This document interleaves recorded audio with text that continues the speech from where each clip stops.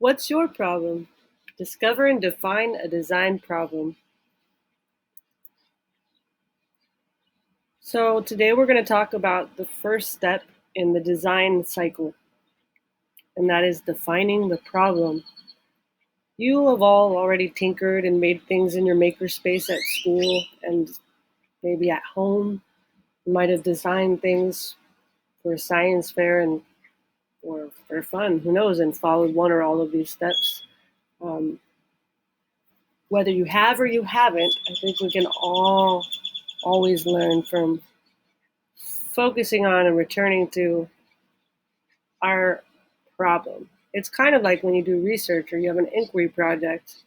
It's fun to go ahead and just rush and want to find information and create something. But how that turns out really has to do with how much thought we put into that first step, the question you want to find answers for. So in the design process, that is a design problem, a challenge of some sort that you're going to try and solve with whatever it is you design.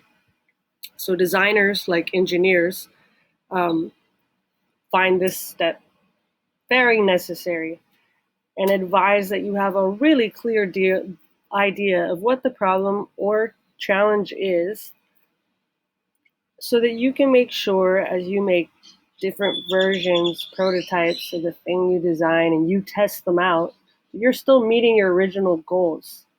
And that's how you decide if what you created actually works. You go back and say, well, what was my original problem and did this meet it? So, I want you to meet Veronica Scott's Empower Coat.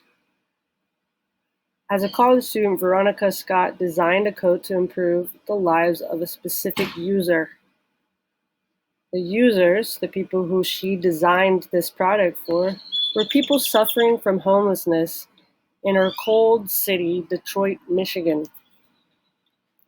She made a jacket that converted into a sleeping bag to keep people warm in the daytime and when they were sleeping, right? Give them protection from the cold and the ground. This is this jacket here. She also made it out of high quality materials so that people wouldn't look homeless when they wear it.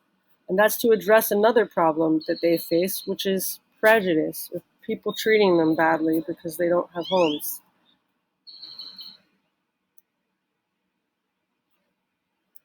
So, what is a design problem? Well, you can think of it as having three parts that can be or should answer the three questions: what, who, why. What is a problem or need that you want to address? So Veronica Scott might have wanted to address homelessness, or knowing that she couldn't find people at home, perhaps, or thinking that she thought of how she could make their suffering less or their experience better. Who? Who has the problem or need? That person is the user. You are going to design something for this user, this who. And then why? Why is it important? So with an issue like suffering, homelessness, cold, it seems really obvious why it is important. But other design projects that are also worthy products, it may not be that obvious. Also, when you come up with a bunch of ideas, it's important to think through these three parts so you can decide which one you want to do. So, one thing you can do to generate ideas if you don't have a problem that you know immediately that you want to work on is create a list of possible design problems, thinking about the needs, which is the what or the who or even places. So you can start with a list of needs. So if any problems you think of, that can be ones you already know about. It could be even your own problem or a problem of your family or something little that bothers you, like when you go to brush your teeth and it's hard to squeeze the toothpaste out of a partially empty tube. That's a design problem, right? It's a potential design problem that maybe you could solve. If you can't think of a problem or a need, or just to come up with more ideas, you can start with a who. Think of who it is that you want to help, and from there start thinking about or researching or asking them about what some of their needs are. Another way to start is listing places and going and observing in those places or spaces. The users that you're going to design for is whoever is in that space or the people who frequent that space. How could their experiences while they're in that place be better? Maybe Veronica Scott started by walking around her city or neighborhood looking for problems or needs and saw a shivering person sleeping on the ground. Maybe that was her starting point in the design process. The place you start, though, could be your home. It could even be a virtual space, like an online place. And remember, our problems are rarely our own. They are problems shared by other people of particular users like us. So you choose the users or the place, you observe them, and then you empathize. So empathizing means to put yourself in the shoes of another person, in this case your users. Try and understand their experience from their point of view. Observe their behaviors and how they interact with the space they're in. What clues do you notice about what the users feel and need? And take notes. Then you want to interact with the users, talk to them, ask them questions about what they're doing, why, and how they feel. Sometimes you can get clues or insight that maybe they wouldn't have thought to tell you. Maybe the need that you notice isn't something that they had thought of or that matters that much to them, but it sparks a creative idea for you. So you want to you definitely want to ask them about their experience. What do they like? What do they want to change? And you also want to ask other types of questions and watch people to see what you notice about things going on in that place. And you can also research your users or that space online, see what other problems maybe you could find, or once you have the problem in mind, see what else has been done about that. Again, don't worry if the problem seems small. Okay, meet Camilo. Camilo is an athlete who practiced skateboarding for hours every day. At the time that I made this presentation, Camilo had not been able to skateboard for nearly a month because of the shelter home situation with the coronavirus in Austin. And we were still allowed to go to parks, including the skate park, but when he tried to go, it was too full for him to stay a safe 6 feet away from other skaters at all times.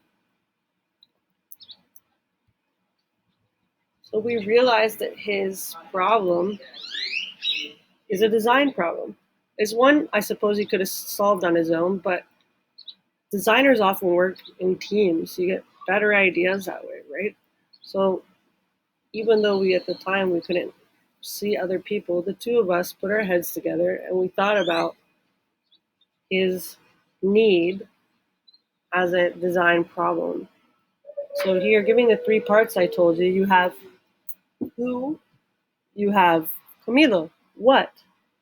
The what is the need, or what is the problem in this case? The skate park is too full of skaters to be able to skateboard at least 6 feet of distance, right? Or you could say, what is the need? And you could word that as saying Camilo needs to find a way to safely practice social distancing and skateboard at the same time.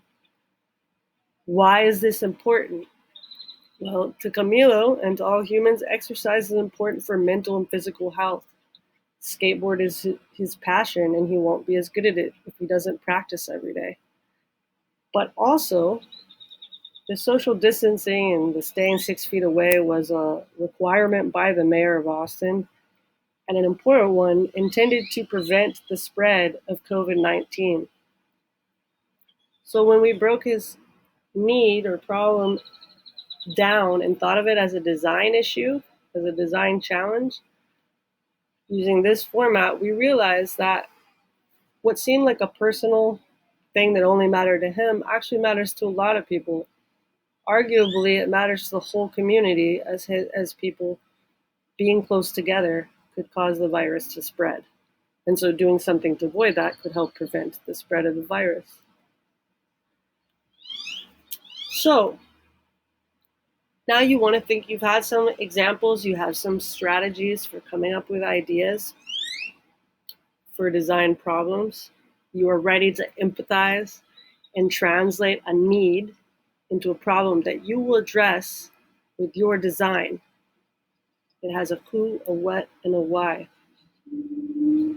Now you are ready to define a design problem and start your first project. Little tip, make a design journal to keep your ideas, problem lists, observations, interviews, and sketches. Keep everything in there, and you can keep coming back to your ideas. All right, so if you're ready to learn more and you're ready to design something, go ahead and check out the rest of this website first. You have a presentation called How to Be a Changemaker. You'll see that's also on the same resource page that you found this presentation. And it will teach you about the whole design process. And you can find out what Camila and I designed to solve that skate park problem. Then you have the Design Challenge Padlet. There you will find fun design problems based on books, or you can create your own, book related or otherwise. You can also draw prototypes, which are models of your design. And most importantly, perhaps you can collaborate with your fellow classmates without even leaving your home or wherever you're using your personal device or laptop. And actually, the Padlet's broken down so that even with just what you know about the design problem, you can just go to that one area and start posting or looking at and making the designs listed there, just the design problems, right? There's also a subject guide. Stop by there to watch videos, find book recommendations and website links on inspirational young makers, find design projects you can do at home, and more information on what the design process is. So I hope you check all that out. Thanks.